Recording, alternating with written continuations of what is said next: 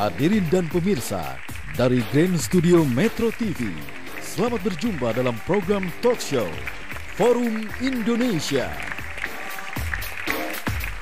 Kita sambut pembawa acara kita, Afiani Malik.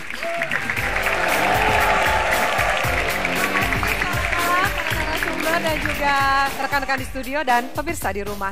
Sebegitu menggodanya uang hasil korupsi. Banyak, mudah didapat, dan bisa jadi sumber kekayaan demi hari tua yang indah dan nyaman.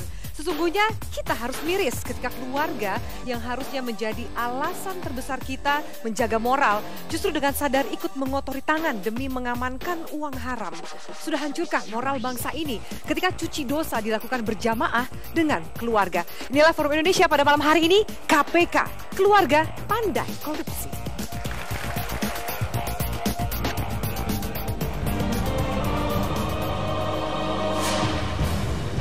Pekerjaan rumah terbesar Republik ini adalah memberantas praktik korupsi yang telah mengakar.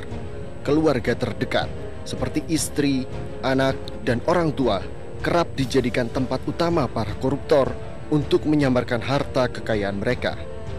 Data Pusat Pelaporan dan Analisis Transaksi Keuangan (PPATK) menyebutkan jumlah laporan transaksi keuangan mencurigakan atau LTKM ibu rumah tangga sepanjang Januari hingga November 2014 mencapai 2.507 laporan. Dengan demikian, ibu rumah tangga menjadi sasaran praktik cuci uang ketiga terbesar setelah pengusaha dan pegawai swasta.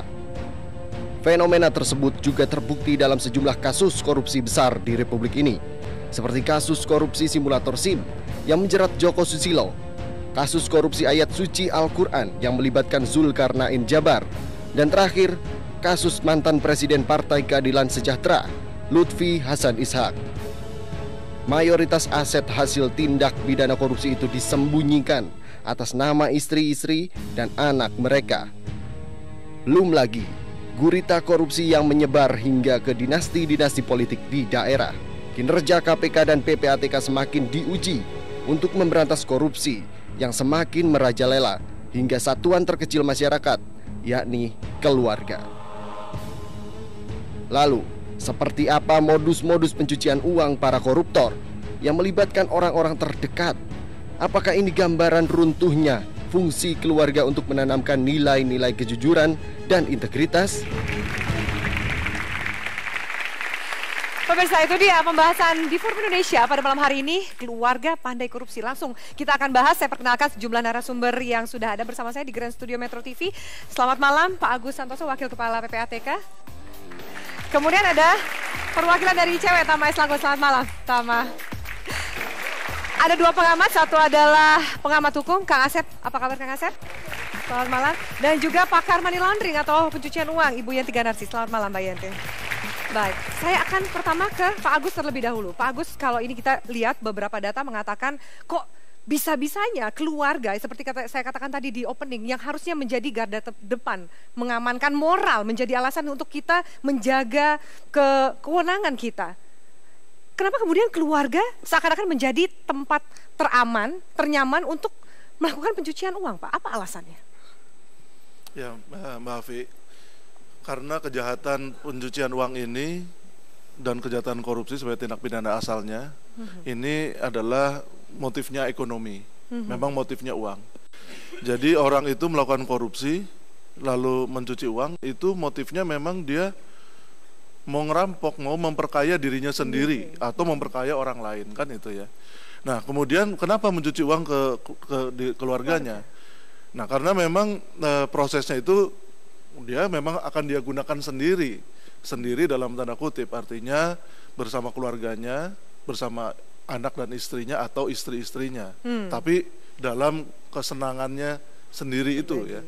Nah, lalu proses pencucian uang maksudnya adalah supaya kejahatan korupsinya itu tersamar, tertutupi, sehingga dilakukan proses layering dan sebagainya, disebar-sebar, disembunyikan, disamarkan, dijauhkan, dipindah tangankan, untuk suatu hari nanti dilakukan proses integrasi. Apa itu proses integrasi? Balik lagi ke yang bersangkutan. Siapa yang bersangkutan? Belum tentu dirinya, bisa ke istrinya, ke anaknya, dan sebagainya. Fenomena yang kedua, saya selalu melihat di Indonesia ini memang tipikal barangkali uang istri, uang suami juga uang istri, barangkali begitu.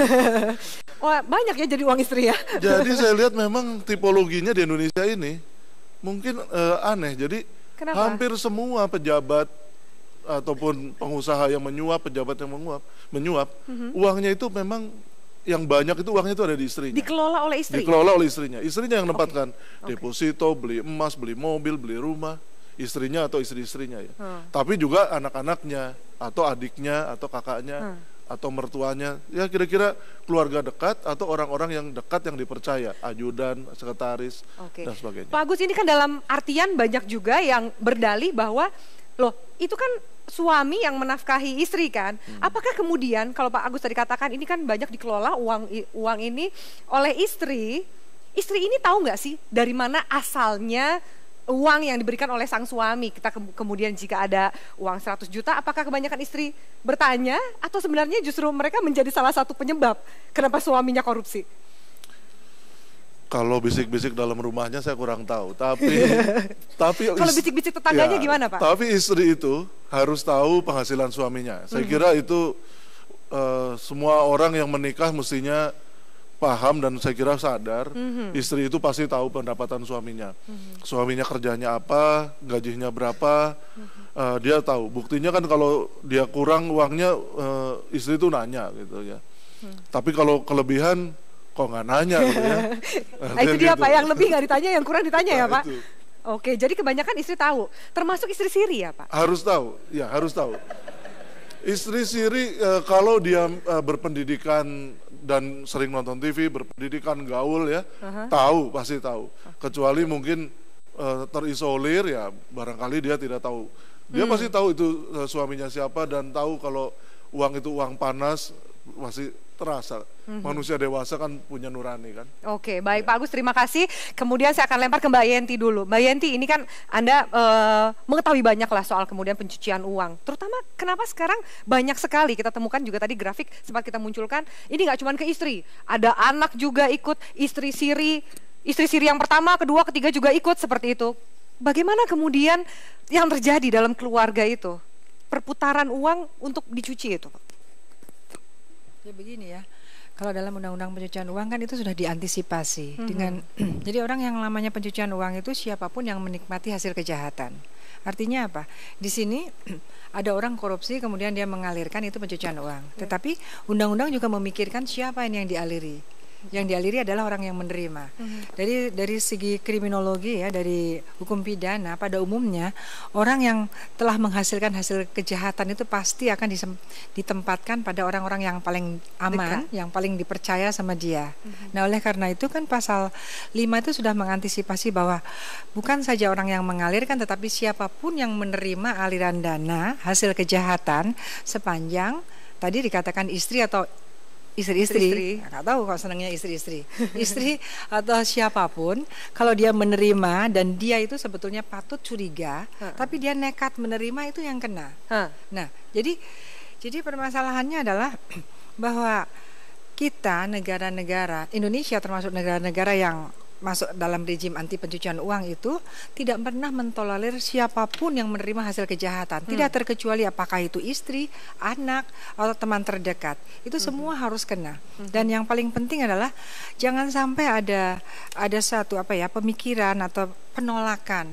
Istri kan nggak tahu apa-apa. Itu tidak mungkin. Tidak mungkin ya Bu ya? Ya, nah tidak mungkinnya kenapa? Karena kita akan melihat yang diterima istri itu ukuran kecurigaannya tinggi apa tidak gitu kan. Kalau tiba-tiba penghasilan suaminya sekitar 5-6 juta tetapi kemudian dia menerima sampai 100 juta, masa dia hanya alhamdulillah? Kan enggak dong. Nah, karena apa? Ini juga melalui forum-forum seperti ini juga semacam semacam mendidik, membuka mata ya, mendidik masyarakat Indonesia, menguatkan integritas, terutama istri-istri, perempuan-perempuan ini jangan begitu saja menerima banyak, alhamdulillah, hati-hati loh. Kalau yang memberikan itu ternyata dia terlibat korupsi dan hasil korupsi antara lain diterima oleh orang-orang ini tadi, dia pasti akan seharusnya dia juga kena pasal 5 sepanjang dia itu dinilai oleh penegak hukum yang menilai bahwa dia seharusnya patut menduga. Oke, baik. Kang Asep Kang Asep saya lihat nyatet-nyatet gitu ya. Ya. Apa yang dicatat Kang Asep? Yang dicatat tadi yang menarik soal istri-istri gitu. Saya udah tahu nih pasti Kang Asep jawabnya dicatat istri-istri. Apa fenomena di balik kemudian Nah, menarik. ada angka tinggi di Ya. transaksi mencurigakan di rekening istri-istri ini? Ya karena istrinya lebih galak daripada suaminya. Nah, karena kalau Mas Agus, Mas Tama pulang, Papa pulang, nggak dapat uang, Mami mamuk. Gitu kan? Ini persoalannya. Tapi yang menarik gini, ini sebenarnya fenomenanya adalah mereka tidak lupa akan kearifan lokal. Ya. Kearifan lokal mengajarkan kalau yang namanya istri itu kan dulu cuci baju, cuci pakaian. Nah, Sekarang cuci duit. Nah, duit tidak boleh. Dulu kalau duit terus simpan di celengan. Celengan semar, celengan ayam. Karena takut ada babi hutan, namanya celeng.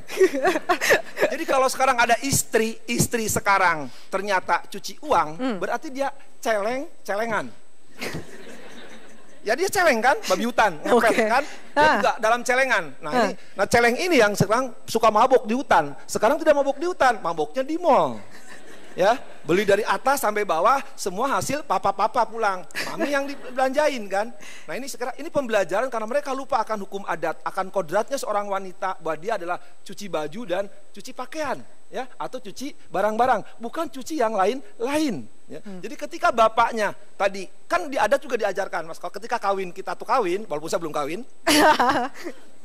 Apa? Ada adatnya, kacar kucur, ya yang dikucurkan uang tuh berapa gitu kan? Adat Sunda ada huap lingkung, di Islam ada taklik talak perjanjian. Jadi harus tahu penghasilan suami harus tahu. Jadi ketika mami, papi tahu gajinya 1 juta, pulang bawa 100 juta, wajib mami nanya, papi dari mana uang 100 juta?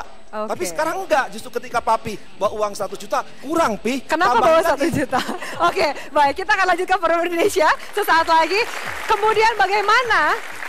Ada yang mengatakan maling ini tetap lebih pinter Pak daripada polisi. Apa kemudian modus-modus yang dilakukan untuk mencuci uang? Dari deposito, aset di luar negeri, sampai kemudian diinvestasikan ke banyak istri. Sesaat lagi kami lanjutkan Forum Indonesia.